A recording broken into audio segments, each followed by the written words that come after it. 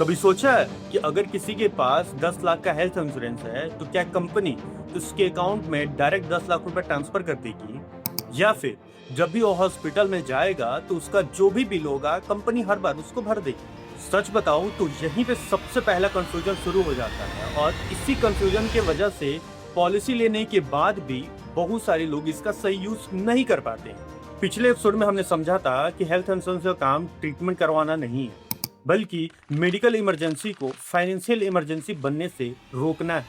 लेकिन सवाल अब ये है कि सिस्टम एक्चुअली में आखिर काम कैसे करता है। बिल्कुल सिंपल लैंग्वेज में समझते हैं।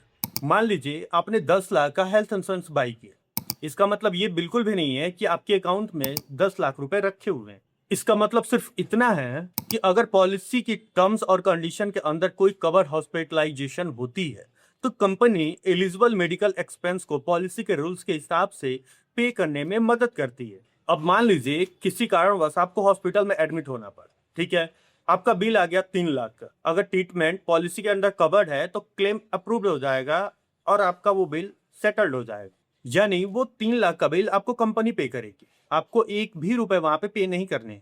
अब यहाँ पे आपका जो भी बचा हुआ सम इंश्योर्ड है वो भविष्य में अगर किसी भी कारणवश आप हॉस्पिटलाइज होते हो तो आप वहां यूज कर सकते हो, अगर पॉलिसी यानी अगर कंपनी के टर्म्स एंड कंडीशन के हिसाब से आपका नेक्स्ट क्लेम भी सही होता है तो। लेकिन यहाँ एक और बात समझना बहुत जरूरी है।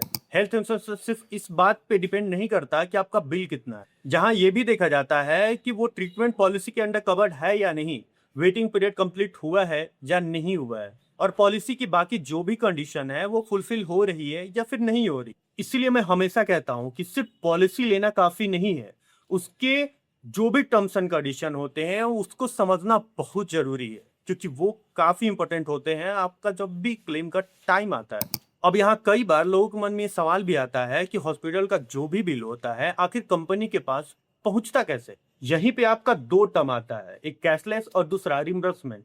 अब इन दोनों में डिफरेंट क्या है और कौन सा प्रोसेस सबसे सिंपल होता है, किस सिचुएशन में कौन से प्रोसेस को फॉलो करना चाहिए, या फिर किस सिचुएशन में कौन सा प्रोसेस फॉलो होता है, ये नेक्स्ट प्रोसेस में हम बहुत ही सिंपल एग्जांपल के साथ इसको समझने वाले हैं। क्योंकि हेल्थ इंश्योरेंस में सिर्फ पॉलिसी लेना ही इंपॉर्टेंट नहीं है, बल्कि उसका सही इस्तेमाल करना उससे भी ज्यादा इंपॉर्टेंट है।